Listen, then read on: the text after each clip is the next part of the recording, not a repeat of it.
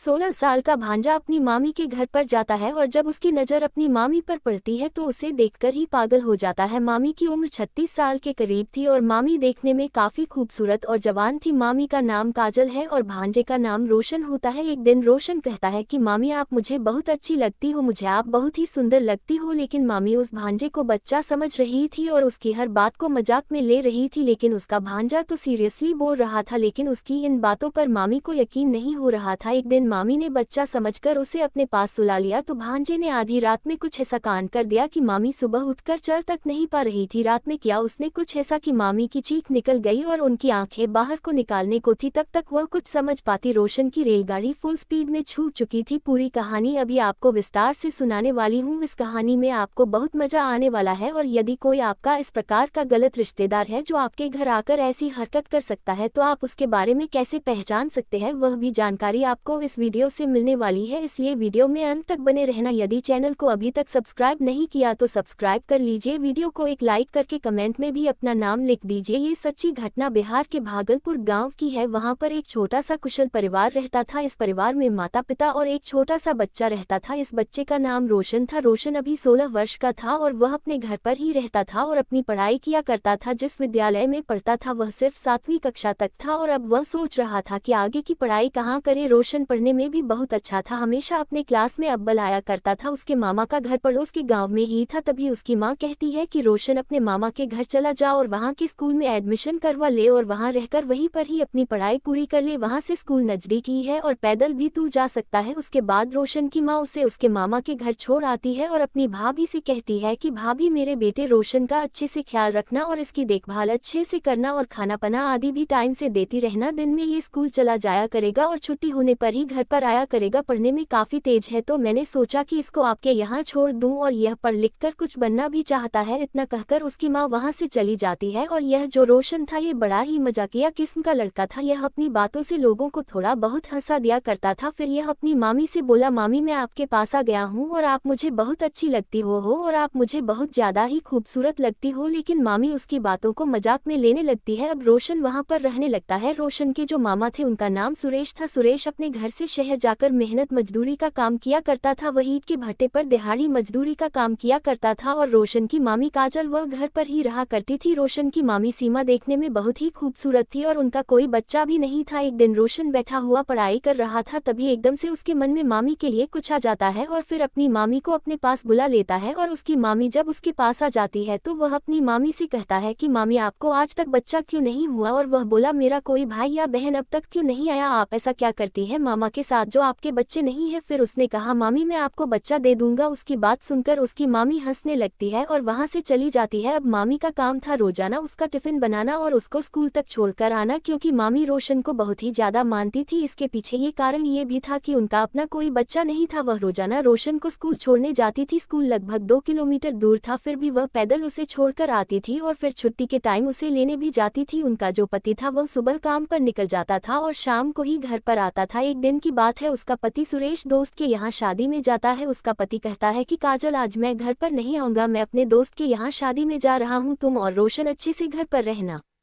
और खाना खाकर सो जाना। हो सकता है मुझे टाइम लगे, मैं शायद 2 दिन के बाद आऊं, क्योंकि मेरे दोस्त के यहाँ आज हल्दी है और कल शादी है। बारात आने पर ही मुझे घर वापस आने को मिलेगा, तुम लोग घर पर अच्छे से रहना और खाना पना समय से खाते रहना। इतना कहकर सुरेश घर से निकल गया। जब उसका पति घर पर नहीं होता है तो काजल अपने भांजे रोशन से कहती है कि रोशन आज तुम अकेले मत सोना, आज तुम मेरे पास सो जाना, नहीं तो तुम डर जाओगे, तुम्हारे मामा आज घर पर नहीं आएंगे, वह एक शादी में गए हुए हैं। ये सुनकर रोशन कहता है कि ठीक है मामी, मैं अभी पढ़ाई कर रहा हूँ और जब पढ़ाई खत्म हो जाएगी तो आपके पास आकर सो जाऊंगा। उसके कुछ देर बाद तक रोशन पढ़ाई लिखाई करता है। उसके बाद मामी के पास सोने के लिए पहुंच जाता है और अंदर से दरवाजा लगा देता है, क्योंकि मामी पहले से ही उस कमरे में सो रही थी और मामी का जो आंचल था वह उनके ऊपर से हटा हुआ था और थोड़ा थोड़ा मामी का बदन दिख रहा था। जब रोशन मामी को इस स्थिति में सोते हुए देखता है तो उसके मन में कुछ गलत विचार आ जाते हैं। उसके बाद वह अपनी मामी के पास लेट जाता है और फिर वह अपनी मामी के शरीर पर हाथ फेरने लगता है। जब वह ऐसी सी हरकत करता है तो उसकी मामी की आंख खुल जाती है। तभी उसकी मामी कहने लगती है कि रोशन ये क्या कर रहे हो। तभी रोशन कहता है कि मामी आपके नज़दीक आकर मुझे काफ़ी अच्छा लग रहा है। तभी उसकी मामी कहती है कि नहीं रोशन, ये सब गलत है, हम ऐसा नहीं कर सकते। तभी वह रोशन से बोली कि आप तो अच्छे बच्चे हो ना, ये सब गलत हरकत क्यों कर रहे हो। लेकिन रोशन नहीं मानता है और वह लगातार अपनी मामी के साथ फिजिकल होने की कोशिश करता रहता है। उसकी मामी लगातार मना करती रहती है लेकिन वह नहीं मानता है। कुछ देर तक यही सब चलता है। तभी उसकी मामी को भी अच्छा लगने लगता है और फिर वह उसे कहने लगती है कि रोशन ये सब कहाँ से सीखे हो। तभी रोशन कहता है कि मामी कहीं से नहीं, मैं तो बस आपसे ही सीख रहा हूँ। उसके बाद दोनों की इच्छाएं बढ़ने लगती है। फिर रोशन कहता है कि मामी अब शब्द नहीं हो रहा है और वह मामी को निर्वत कर देता है और फिर उनके साथ फिजिकल रिलेशन बनाने लगता है। मामी भी इसका भरपूर सहयोग करने लगती है और फिर इन दोनों लोगों के बीच पूरी रात फिजिकल रिलेशन बनते हैं। पूरी रात में लगभग 5 बार ये लोग फिजिकल होते हैं और सुबह तक राहुल अपनी मामी की हालत खराब कर देता है। मात्र 16 साल का ये लड़का मामी को चीखने पर मजबूर कर देता है। अब मामी की हालत खराब हो चुकी थी। फिर वह कहती है कि अब बस करो। फिर ये दोनों लोग वहीं इस बिस्तर पर सो जाते हैं। अगले दिन जब सुबह होती है और मामी जब उठती है तो चल नहीं पाती है। उसको चलने फिरने में बहुत ज्यादा तकलीफ हो रही थी और वह मन ही मन सोच रही थी कि इतनी कम उम्र का लड़का इतना कुछ कर देगा। उसको यह उम्मीद भी नहीं थी लेकिन मन ही मन उसको काफी खुशी भी हो रही थी। फिर वह रोशन को जगाने के लिए जाती है और रोशन जब उठता है तो अपनी मामी को देखकर मुस्कुराने लगता है और मामी भी मुस्कुराने लगती है और अब दोनों में नजदीकियां बढ़ने शुरू हो जाती है। अब दूसरे दिन भी उसका मामा घर नहीं आता है और आज रोशन स्कूल पढ़ाई करने नहीं जाता है। वह अपनी मामी से कहता है कि मामी आज मेरा स्कूल जाने का मन नहीं है। तभी उसकी मामी कहती है ठीक है मत जाओ, लेकिन मैं जानती हूँ कि तुम्हारा मन क्यों नहीं कर रहा है स्कूल जाने का। फिर वह कहता है कि नहीं मामी, आज मैं घर पर बैठकर ही पढ़ाई करूंगा। चाय नाश्ता करने के बाद वह अपने कमरे में जाता है और मामी से कहता है कि मामी मैं पढ़ाई करने जा रहा हूँ, अगर आप मुझसे मिलना चाहो तो मेरे पास आ जाना। कुछ देर रोशन पढ़ाई करता रहता है और फिर उसकी मामी काजल उसके पास पहुंच जाती है। रूम में जाने के बाद दोनों लोग लेट जाते हैं और एक दूसरे के साथ रोमांटिक मूड में बातें करने लगते हैं। उसके बाद दोनों लोग फिर निर्वस्त्र हो जाते हैं और वहीं इस कमरे में फिजिकल होने लगते हैं। रोशन की उम्र काफी कम थी और जब वह अपनी नी उम्र से बड़ी मामी के साथ फिजिकल रिलेशन बना रहा था तो उसको वह चरम सुख की प्राप्ति हो रही थी जो उसने पहले कभी अनुभव भी नहीं किया था। और इधर उसकी मामी भी उस लड़के के साथ इतना आनंदित महसूस कर रही थी जो उसको उसके पति से कभी महसूस ही नहीं हुआ था और अब उसे ये सब बहुत अच्छा लगने लगा था और फिर वह रोशन का भरपूर साथ देने लगती है। अब दोनों लोग जमकर फिजिकल रिलेशन बनाते हैं और जब थक जाते हैं तो दोनों लेट जाते हैं। अब यही सिलसिला लगातार